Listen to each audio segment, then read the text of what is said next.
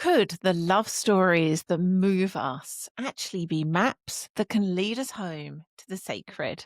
Hello, my beautiful souls, and a huge warm welcome back.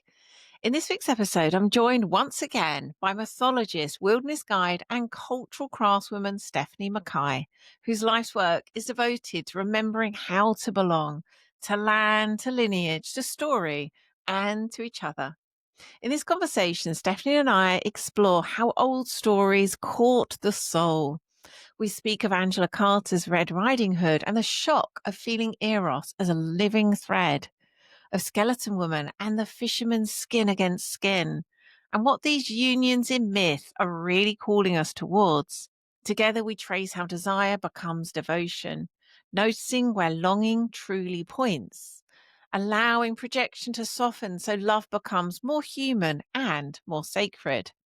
So listen if you are moved by myths of great love or sense that what you hunger for is older and deeper than mere romance. And before we jump into all of that good stuff, first it's time for your weekly omen from the algorithmic oracles.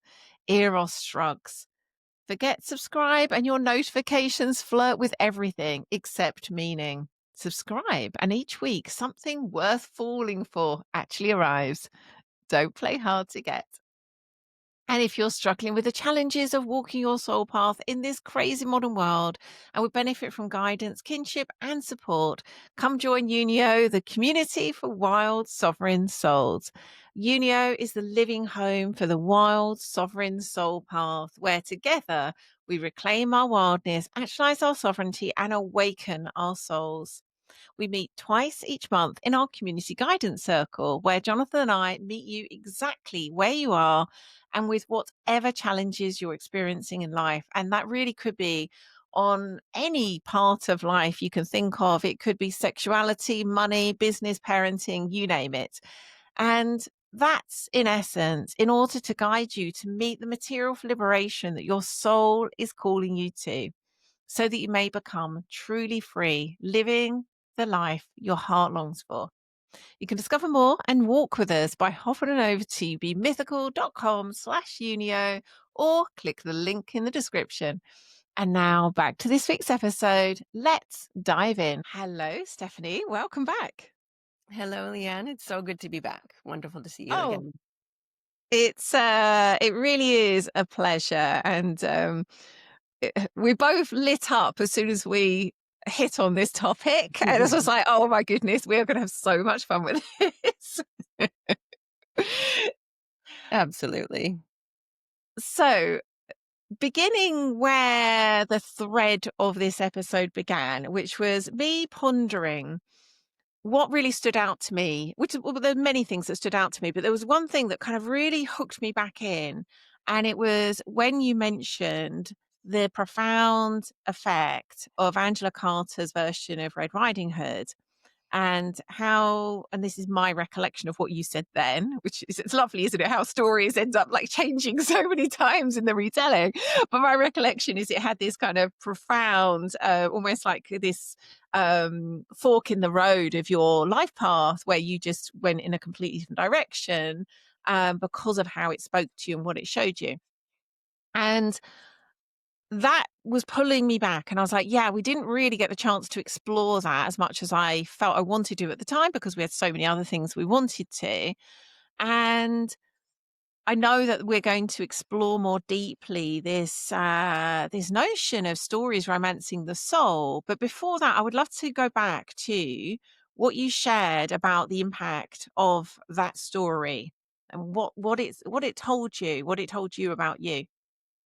Yeah, absolutely. Thank you. So I was in university and I was doing a degree in literature, and I was, given this collection of stories that were retold by Angela Carter.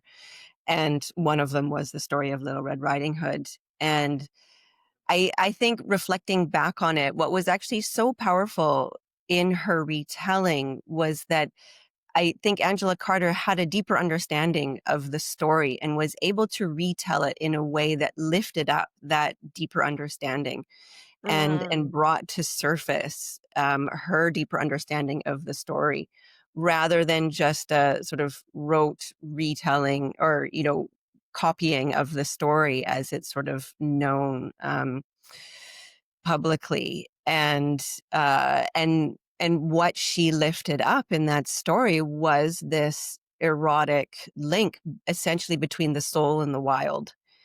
And that gripped me and touched me so deeply at that time in my life, and has continued to be a deep thread for me throughout my life. This incredibly beautiful and mysterious and wildly deep connection between the life force of the land, which is carried within the stories, and that life force showing up as arrows. And it really pierced my heart and sent me on, or it helped me see that there was something very deep and mysterious in these stories that typically had been presented to me as, well, this is just a childhood story and it's got a moral about behaving a certain way, and this is how you should be, and don't violate Mm. these certain rules, and that, which it has its place, but it doesn't so much have a place in the mysteries of soul. So she lifted up the mystery of soul in that, and the eros, and that's what really landed for me. Mm. Gosh, I feel like we could actually just spend the whole episode talking about that story, but I do want to make sure we go into other ways this has shown up. Yeah.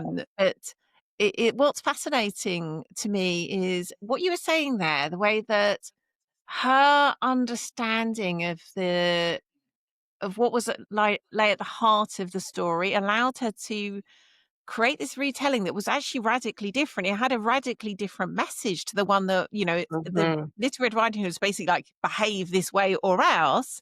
And Exactly. she's like, behave and look what you'll lose. Look what you'll never get the chance to live. It has such a such a different message. Um, Yeah. yeah, I find that so beautiful. So Yeah. what really spoke to me and what you just shared was the way you said actually, and you sort of for people that aren't watching, listening, you sort of really like had your hands on your heart, and you're like it pierced your heart. It really entered you deeply, Hmm. and it was me remembering the way that you spoke back on our previous episode that I was really moved by, and I think that was what was tugging on me. Hmm. And then broadening this out to all of these many, many, many folk tales, fairy tales, myths that have somewhere within them some kind of union, this sort of sexual, romantic union, Hmm. which, as we were saying before we started recording, of course, has been literalized and Disneyfied and, made to mean something quite different to what at least is possible to see. It's not to say, one's untrue and the other one's true. I think these are Hmm. all themes that are um, able to live sort of together and are showing us different things. But largely speaking, this notion of the union between the land and the soul is largely forgotten in our culture. And there's it's something, but the two are so intrinsically linked. This is the heart of what I'm wanting us to explore. The way that if that union had been spoken about in a very different way, I don't think it would speak to us quite so potently. Hmm. By which I mean, say, for example, and of course there are stories that do just this. Say the example had been Little Red Riding Hood at some point smells a rose, and she's in such rapture with the smell of this rose.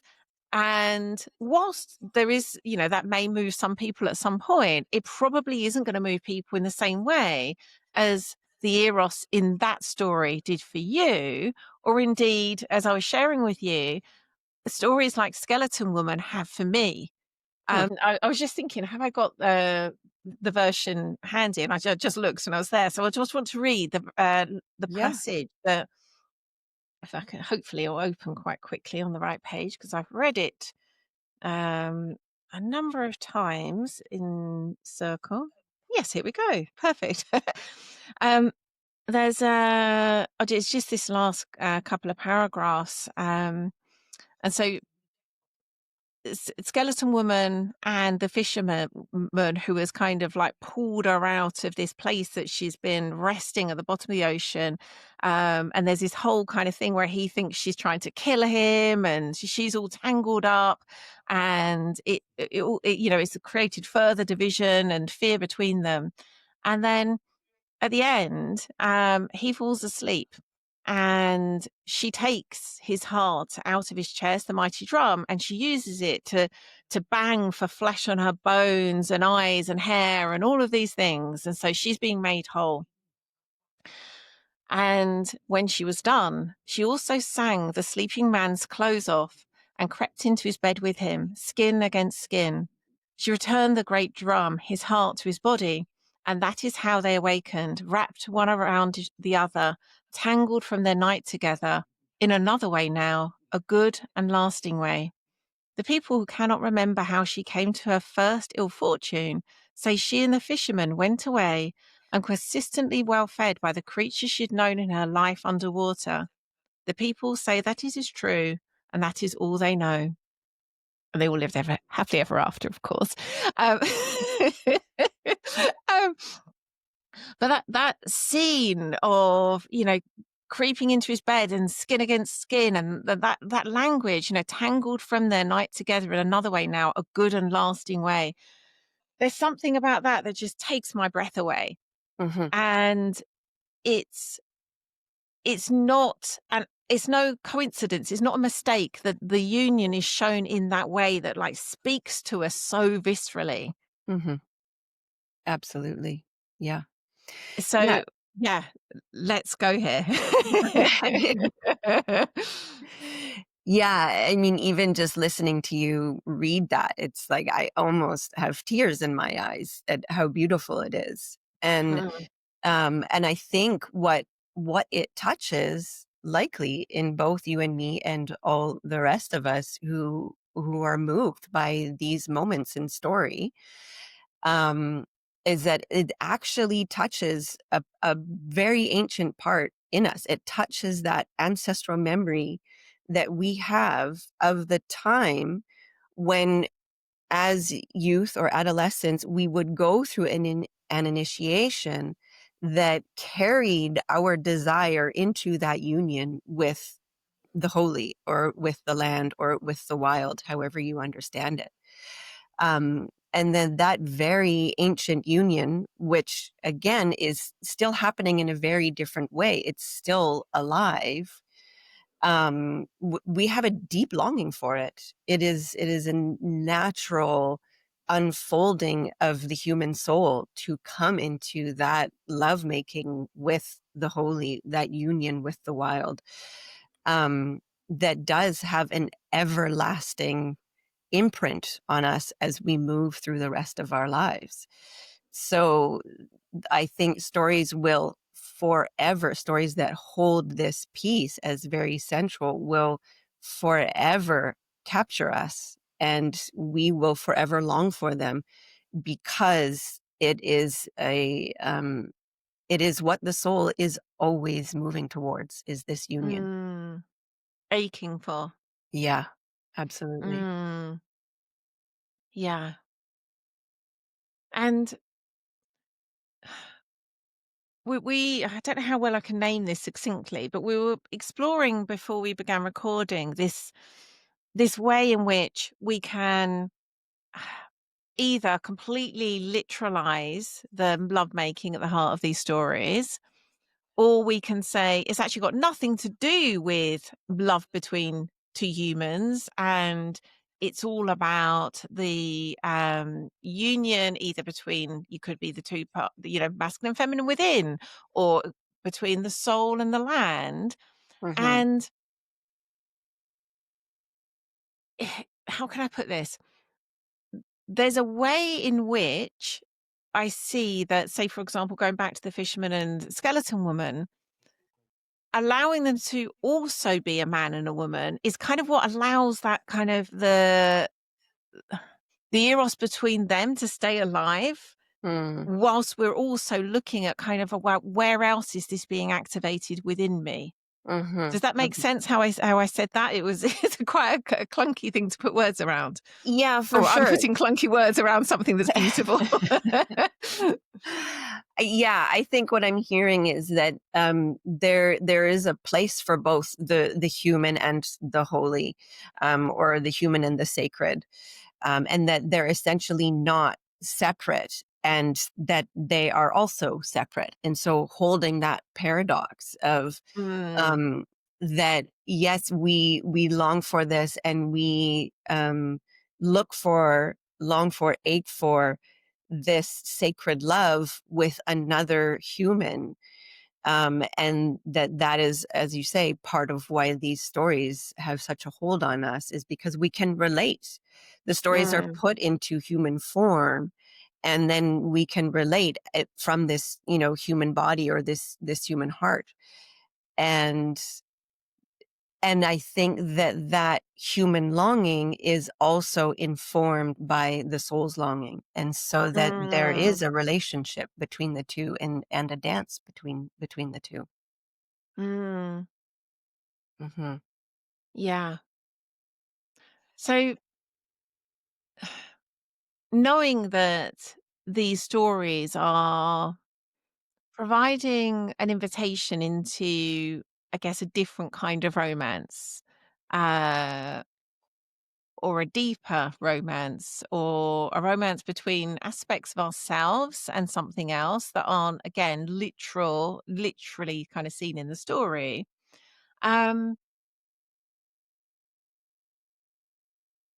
I'm wanting to ask the question that isn't going to take us into what I'm wanting to do is not have the same conversation we had last time, because I want to keep it through the lens of Sure. this particular current. Uh-huh. Um, I think I could say just a little bit more about skeleton woman hmm, if you want. There's, yes, please. yeah, I, It's and just, interesting just to say that she's from the sea, isn't she? You know, often we say, I was noticing as I was reading, it's like we talk about the land, and I often think of forests and earth, and it's interesting she's from the sea also. yeah. Um, but carry on, Exactly. please. Yeah, exactly. And so I think one of the mythic layers of that would be that's actually the marriage between the land and the sea, and Mm, that the land and the sea coming together mythologically and actually scientifically, that's what gives life. That's where all life comes from, mm, is the marriage of the land and the sea. Um, so that, beautiful. Yeah. there's so Mm, many layers of these stories, but that's one of them. But I think, holding just that piece of the story that you read out, there's this very distinct moment at where it does cross over into the human world, where, from my understanding, she's a holy being from the waters that, he has dragged, essentially inadvertently initially, and into his home, but that there is some welcoming of the holy in skeleton form in the home. And then through this relationship that they have, and then her, receiving of his heart and using it as a drum to remember herself. So this is essentially the remembering of the holy through this union of the two of them. And at that point, as she is remembered, then she takes on a form in which arrows can be exchanged between the two of mm, them. And then that arrows, as I've said, holding arrows and life force as essentially the same thing. Um, but as that eros and life force is exchanged between them, that is a feeding of life beyond the two of them. And then she's able to, after that moment. So, I mean, in the story, it's just such a small moment. But if we expand it out and we actually live it as an expanded moment in our lives, so there's the union of the two of them when they're still in this sacred and human form, but that she's been remembered enough that they can come where they can actually touch. And I think that's such Mm. a beautiful moment of like, now we can actually touch, because the sacred is so ephemeral. And when there's that moment to actually have physical union or contact with the sacred, it's ecstatic, it's exquisite, it's sublime, it's incredibly powerful. And that sends out an echo of life. Mm. Then she is able to, then she shifts into human form, and they live forever on as in union. And because they've been in this sacred ecstatic union with each other, their and life has been fed beyond themselves. That's why they then receive from the land so abundantly from that point on. Mm. One way Yes. of understanding it. Oh, beautiful. Yes, I mean, Yeah. as you say, there is so much just in that single, well, 2 paragraphs, I think it is. So much. The other thing that was, going back to Skeletal Woman, and, what was really standing out to me, as you were talking, was her hunger. I didn't read that section, but I'm going to read it because it also reminded me of what you talked about in our first episode, when there was a kind of your life before Red Riding Hood, where you Mhm, were, if I remember, like working really hard and kind of going down a path that our culture had said, this is the way to do life. mhm, And perhaps a hunger that you weren't even aware that you had for something more. mhm. And I just recalled, again, I didn't read this part, but I recalled it is in the story. Uh, where it describes this hunger for union before there's the awareness of it. So, where's this? Here we go. So, this is when the fisherman is pulling her out of the water. Over the rocks he ran, and she followed. Over the frozen tundra he ran, and she kept right up. Over the meat laid out to dry he ran, cracking it to pieces as his mucklucks bore down. Throughout it all she kept right up. In fact, grabbed some of the frozen fish as she was dragged behind. This she began to eat, for she had not gorged in a long, long time. And so she is, as she's being pulled in this, terrifying way into this new life, she is grabbing and gobbling up this fish as she goes, because she Mhm, hasn't eaten for a very long time. mhm. And as you were talking, there's this like this scene, as you say, of this just real consummation and union. But before this, there was a hunger. Absolutely. Yeah, absolutely. So, it's so beautiful, and there's this hunger, and then another way we could phrase it is that there's desire, that there is Mm. there is some desire that pulls us. And the understanding that I hold is that this desire is by design. Yes. Yeah. Mm. And this is where the romancing of the soul comes in, is that there is essentially a call from the other side. And there is an innate desire in us that surfaces at a certain age. And this is the point, or a certain age or a certain stage in life. Um, and that's the desire that essentially leads us, or hunger that leads us into this encounter with deep encounter with soul, with with the wild, with the holy, however we understand it. But that the desire or the hunger is an important part.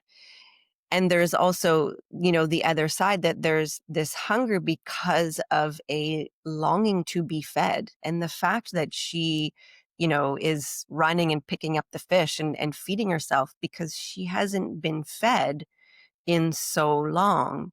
And we see this in other stories as well, where, um, a young person will pass by, an old woman or an old man, and they ask, "Oh, do you have any spare food?" And, they say, "I haven't eaten in 100 years." And Mm. so that's a very key part of the relationship between the human and the sacred, where our part of our role is to feed the other world, and we feed one through our remembering of them, through Mm. offerings, through ceremony, through ritual, um, and through this union. The union is a major part of the feeding of the other world, so that life can go on. So Mm. the hunger and desire is absolutely by design. It Yes, I draws love us that. in. Mm. Yeah. Yeah. The What's occurring to me is, and again, going back to your story of the before and after you met the Mhm. wolf, um, is because we have culturally, to a large extent, lost is the whole map has become invisible. The fact Mhm. that what we're talking about is a possibility, it's sometimes hard to recognize the hunger, the desire for what it is, Mhm. and what it is that we desire, what it is Mhm. that we're lacking, what we haven't had a chance to gorge on for a very long time. Mhm. Um, I'd love your sense as to how you've seen that show up for people. And in some ways you're like, well, the sacred will take care of its, ultimately, one way or another, we will be, given that call, we'll be given hooked in some way. Mhm. And so it's not necessarily saying like this is a big problem. Somehow we need to go and tell everyone, this is the hunger. But I'd love you to speak a little bit more about this, because I also have this sense that these things happen in cycles where we can have those big shifts like you had and I've had things, and then we sometimes go recognize there is that desire for more, a hunger for more, and at Mm. this point we have more of a sense as to what it is. But I'd love you to talk a bit about what you've seen in yourself and others, are those different ways that that desire can show up, and the ways we can kind of know what it is that we're being called towards. Mhm. Yeah, great question. And I think there's quite a bit of teasing out to understand that, and certainly in an individual life, having that fine discernment of what am I actually hungry for?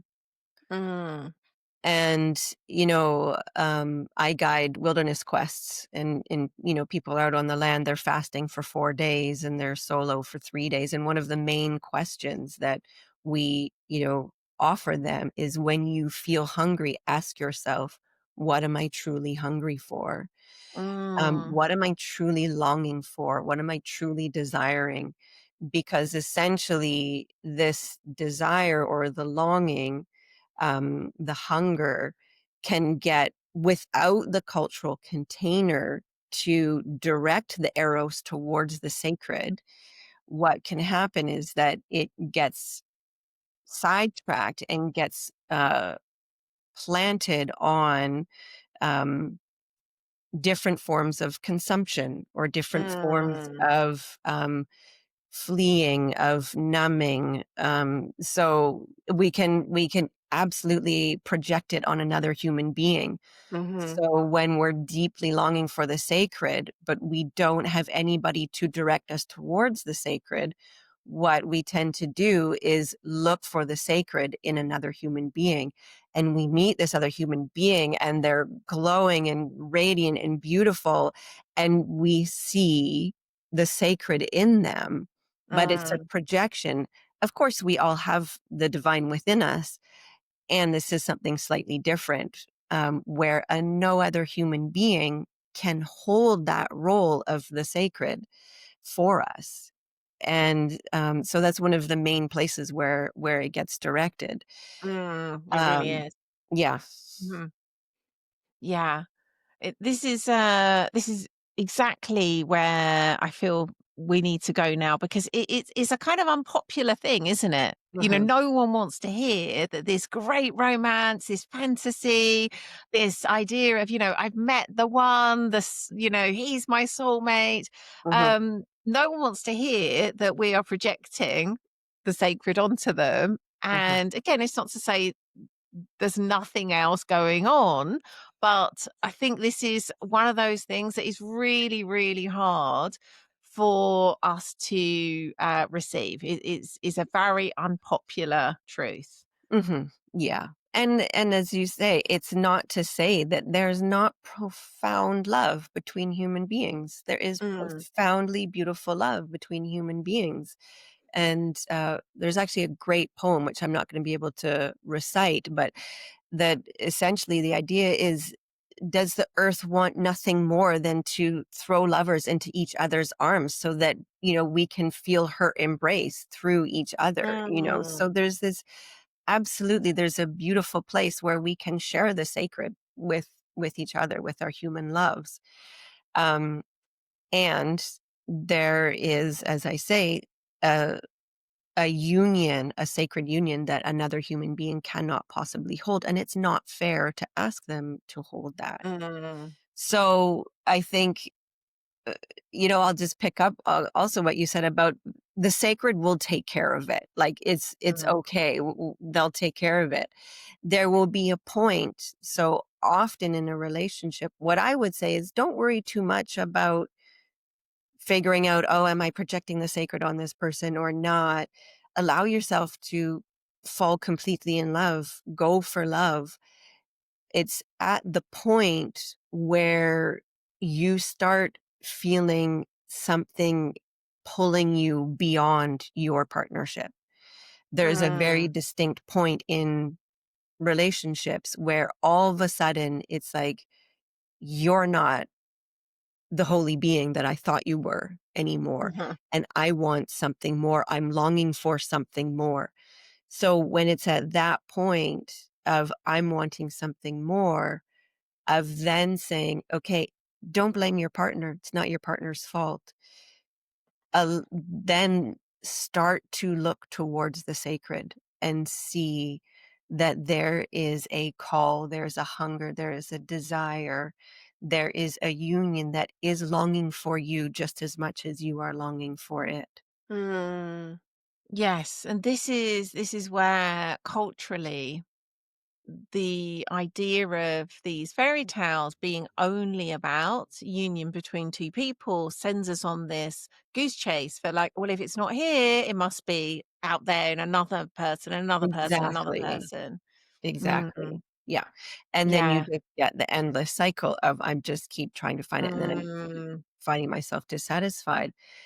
It's a beautiful mm, thing if a partnership can withstand this moment where essentially the sacred is being invited into the relationship. mhm, Um, and if the relationship can move through that, then you have the human love and you have the sacred love, and that's really juicy. yes. Mhm. So having journeyed through everywhere we've been so far,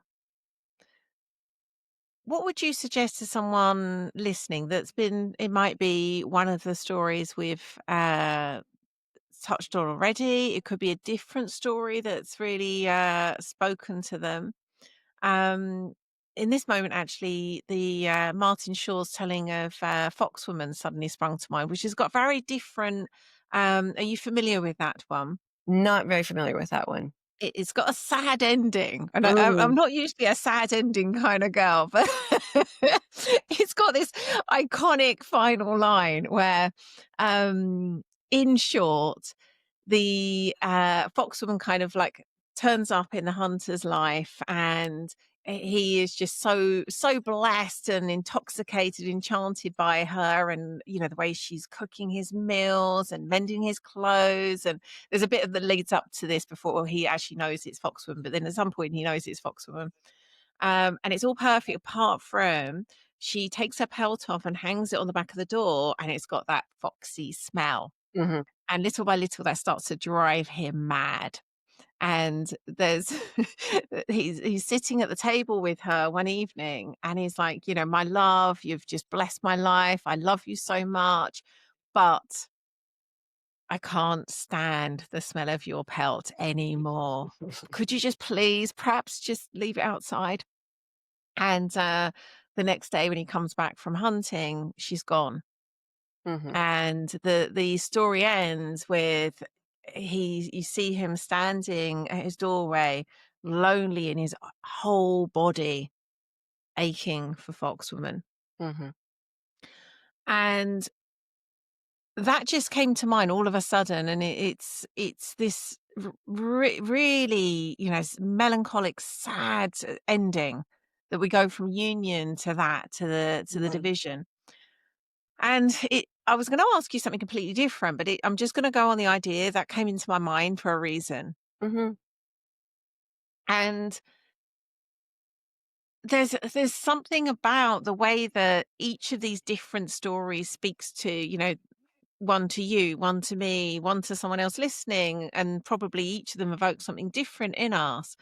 But it might be there's something in that that you want to pick up on. But I was going to ask something in general about what you would suggest to someone who has that story, you know, whatever that story is for them that's speaking to Mhm. them, Mhm. what to do next, how to allow it to enter them and show them what's next.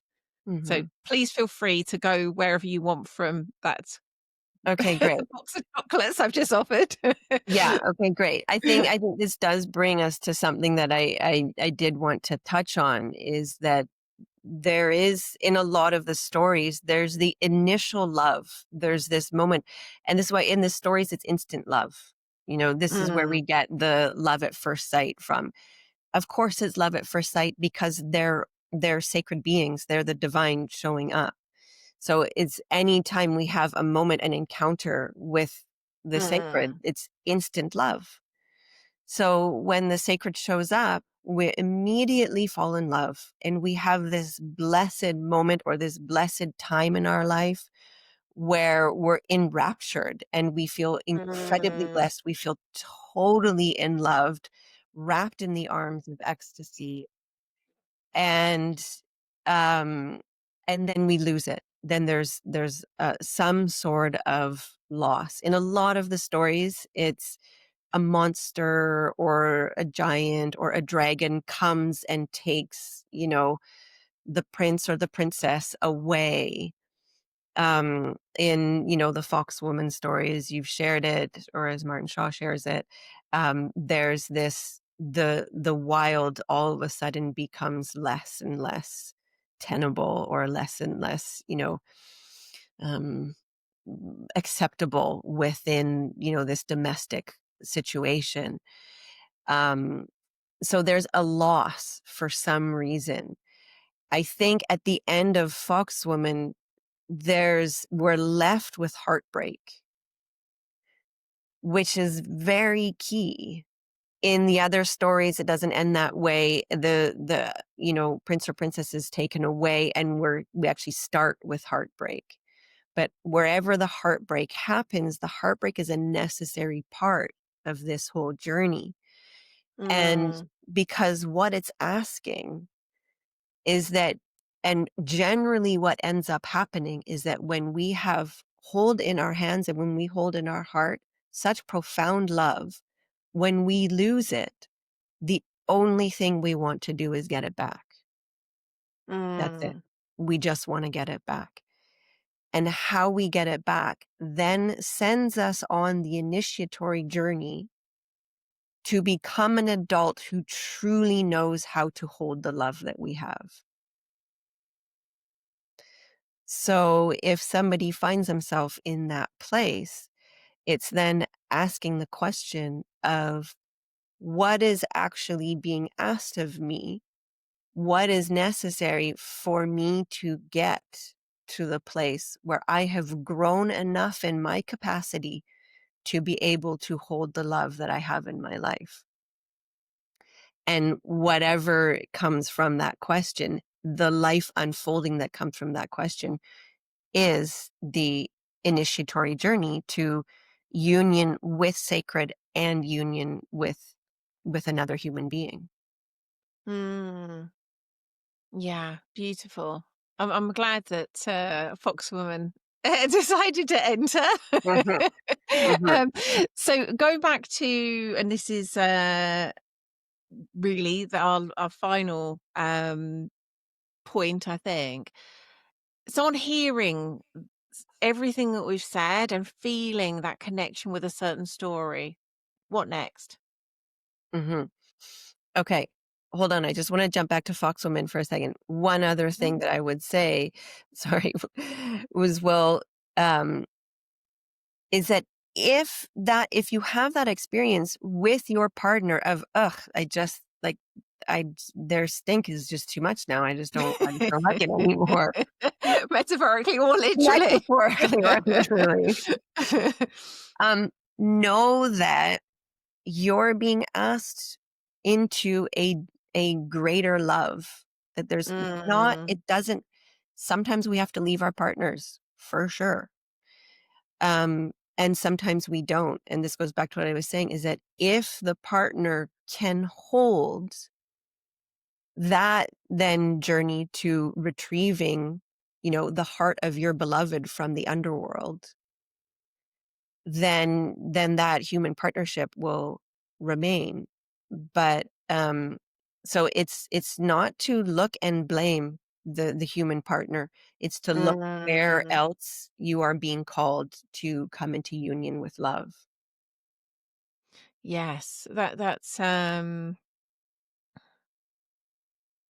so much there. I was thinking there's a culture, if we were able to recognize that there is a separate journey for us to go on that, Mhm, can take place within our current partnership.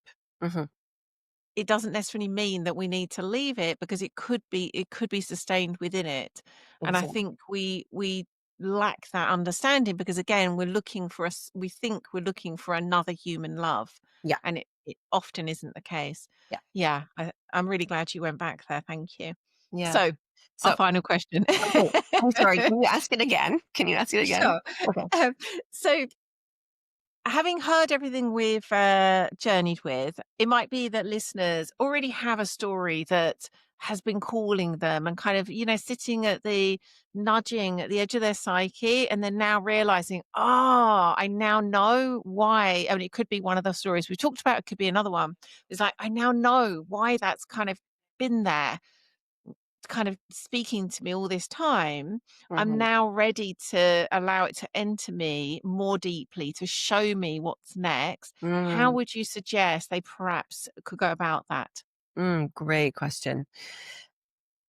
Because we're talking about essentially a relationship with the sacred and how we navigate that in the human world and in, the holy world.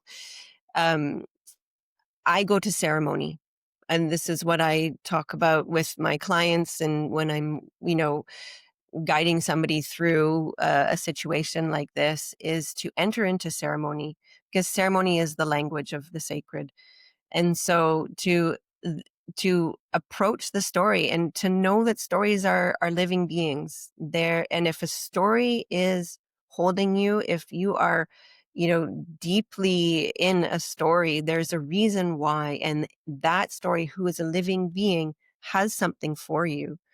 And so one step would be is to just start with some self-designed ceremony that says yes, that says, I hear you, I'm listening, and please guide me, or please show me the next step. Um, it's essentially, entering into the agreement of, I agree to this journey with you. And Mm, and I don't know the path. I'm, this humble human being whose culture has forgotten so much, and I live with that amnesia within me, and I don't know the way. Please show me. And mm, be in ceremony just in that way to start. Um, and then beyond that, pay attention to what shows up. Pay attention to if then a next stage in the story captures you, if something else.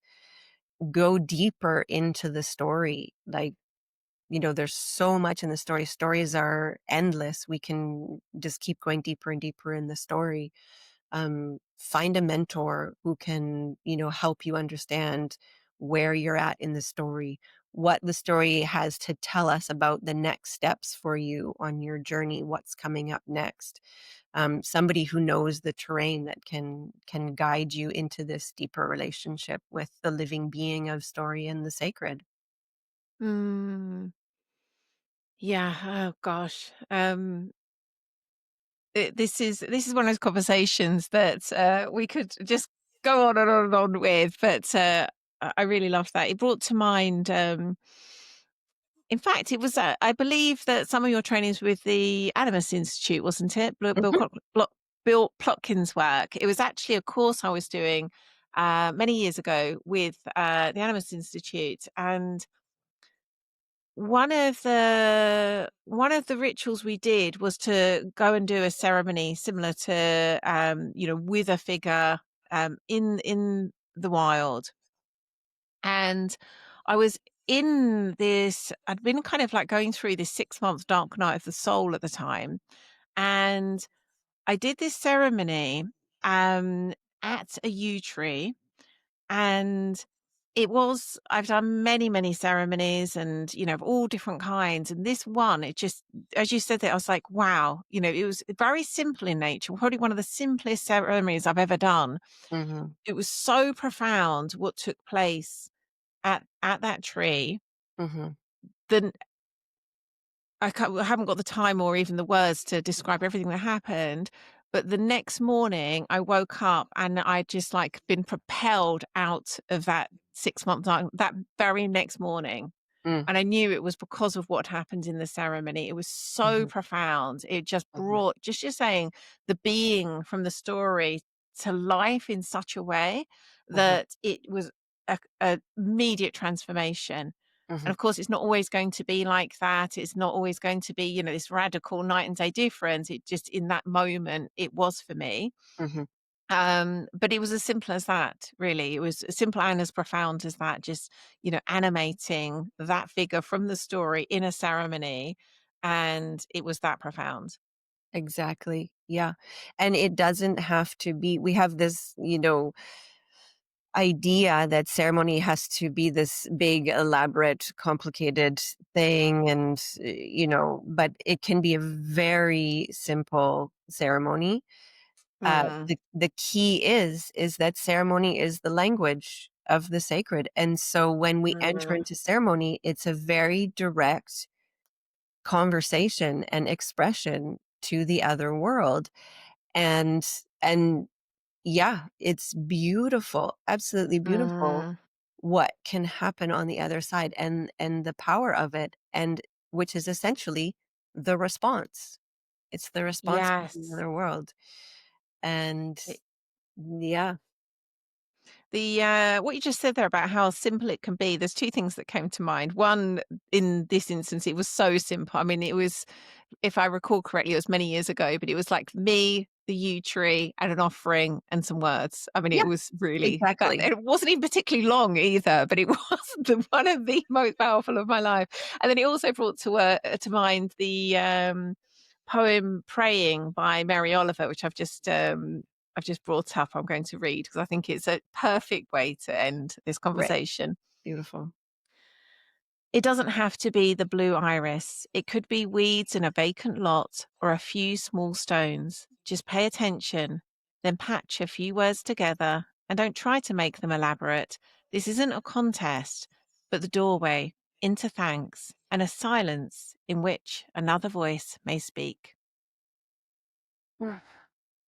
Beautiful. Thank you, Lian. Mm, thank you, and thank you, Mary Oliver. Mhm. Oh my gosh, this has been a gorgeous conversation. Thank you. And as I'm sure listeners will want to, where can they find out more about you and your lovely work? Absolutely. So the best place to learn more is just at my website, stephaniemackay.ca. I have some online offerings coming up, which would be great, some mythology offerings online, um, and of course, in person events. But yeah, that would be for more local folks. But stephaniemackay.ca. And you'll find everything. And there's opportunities for mentoring as well. And you can reach out and get in touch with me or listen to other recordings there as well. Beautiful. Thank you so much. I love the fact we both had our dogs kind of weaving I know. around in the background during the conversations as well. Thank you so much, Stephanie. Such a Uh, pleasure. Thank you so much, Lian. It's been wonderful to be here with you. What a wonderful episode. Here were the parts I'll be taking with me. Eros in myth reveals the soul's appetite for the sacred and can transform how we see love in everyday life. When projections upon our partner softens, love becomes both more human and more divine. Ceremony doesn't need to be grand. Even a few words and an offering can reopen the conversation between the human and the holy. If you'd like to hop on over to the show notes for the links, they're at bemythical.com/podcast/526. And as you heard me say earlier, if you're struggling with the challenges of walking your soul path in this crazy modern world and would benefit from guidance, kinship, and support, come join Unio, the community for wild sovereign souls. You can find out more and join us by hopping on over to bemythical.com/Unio now, or click the link in the description. Let's walk the path home together. And if you don't want to miss out on next week's episode, head on over to your podcasting app or platform of choice, including YouTube, and hit that subscribe or follow button. That way you'll get each episode delivered straight to your device auto-magically as soon as it's released. Thank you so much for listening. You've been wonderful. I'm sending you all my love. I'll catch you again next week. And until then, go be mythical.